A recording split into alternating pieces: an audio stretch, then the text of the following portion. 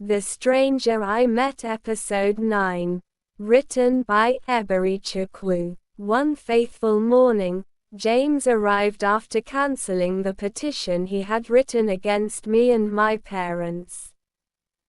The cancellation was followed by a heated argument between him and the barrister he had hired. "You were the one who asked me to write a petition against my wife and her parents. You're stupid, deceitful, and hopeless. You're just a charge and bail lawyer who only wanted to collect money from me," James shouted at the barrister. I struggled to suppress my laughter at his pleading and narration, but it was too amusing. Everyone in the sitting room, my parents and siblings alike, couldn't control their laughter when James claimed he had accused the barrister of trying to take advantage of him, hence his advice for divorce. The laughter was uncontrollable. Everyone laughed like mad people. James is indeed unpredictable, troublesome, arrogant, difficult, and controversial, yet very kind and generous. The way he presented his speech when he arrived was surprising. Instead of pleading for forgiveness, he started pouring aspersions on his barrister, as if the barrister was the cause of all the quarrels from the beginning. My father lifted his arms and asked, "James, you've not said why you came." "Yes. Exactly what I'm saying. I want to take my wife and children back home. I don't want any more evil spirits to possess my wife," James replied, speaking as though he were the victim. I stylishly placed my phone to my ear, pretending to answer a call, and left the environment. As soon as I stepped outside, I burst into laughter. Turning back, I saw my mother and brother following me, and we all broke into laughter together. "What type of man is this?" my little brother asked. "I'm yet to understand your husband, sis," he continued. A minute later, we returned to the sitting room where my father and James were. My father told James to invite his father and some of his people before the matter could be settled. "My father is already blind, and he will only worsen this matter if he comes," James said, exaggerating his father-in-law's eye problem.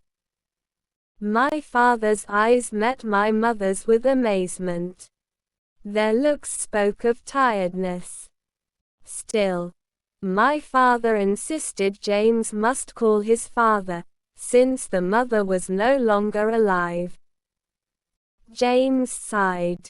"I wish my mother were still living. What would happen if she were still alive?"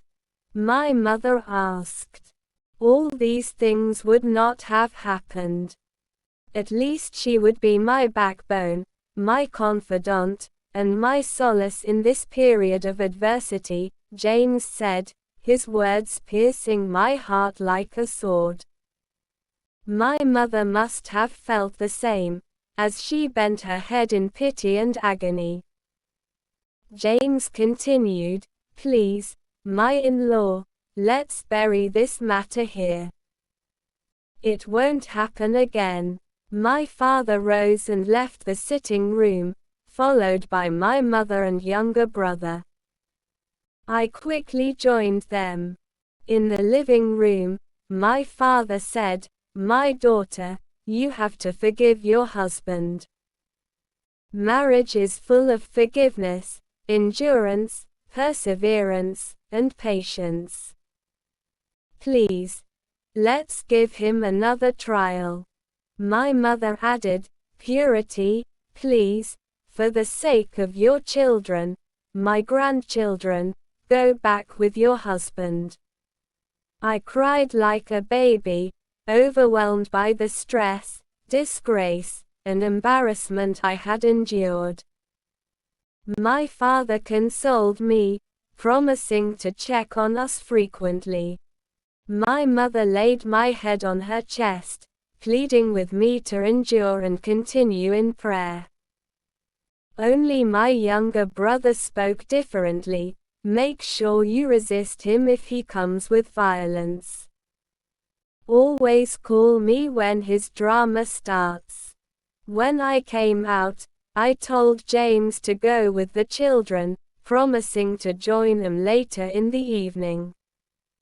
I prepared the children, packed their bags, and put food in a flask for them. When they were ready to leave, my daughter began to cry, pleading with me to follow them immediately. I couldn't control my emotions. I kissed her head and followed them home. James was overjoyed. When we got home, he had already bought a big catfish for pepper soup and asked me to prepare it for the whole family. I looked at him with amazement and curiosity, wondering what his next move would be. By evening, he asked me to get ready for an outing, knowing I liked to sit out in the evenings. At the bar, James narrated everything that had happened in my absence, including the negative utterances made against me by his friends and neighbors. One incident was particularly hilarious. As we laughed and drank, James's close friend, Sunday, walked into the bar.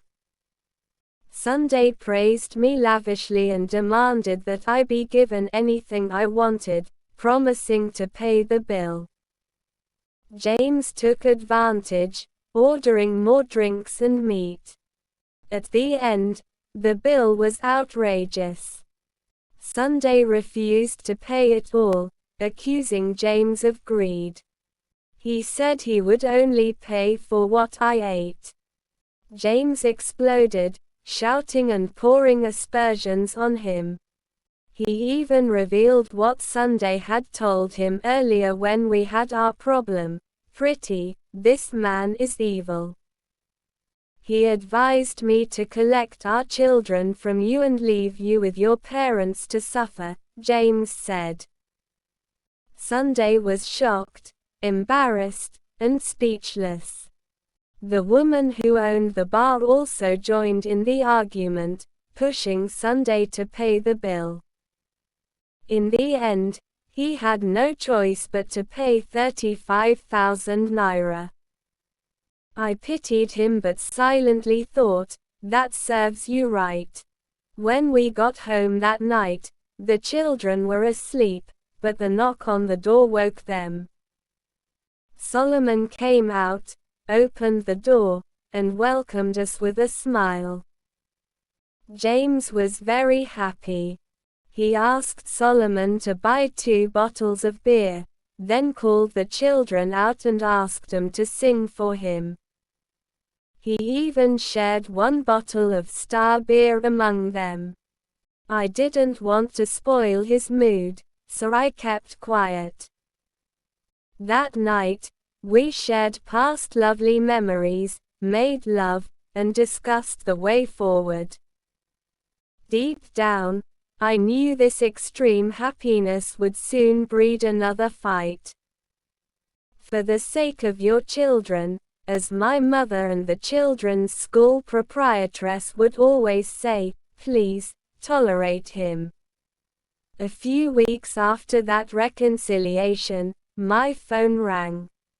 James jumped up as if he were on a football pitch. Because of his eye problem, he always had to bring the phone very close to his face to see the caller, which annoyed me. I had warned him to be mindful of how he looked at my screen, but he wouldn't listen. One night, a call came in on my phone. He demanded that I answer it on speaker. I refused. He started. Look out for episode 10.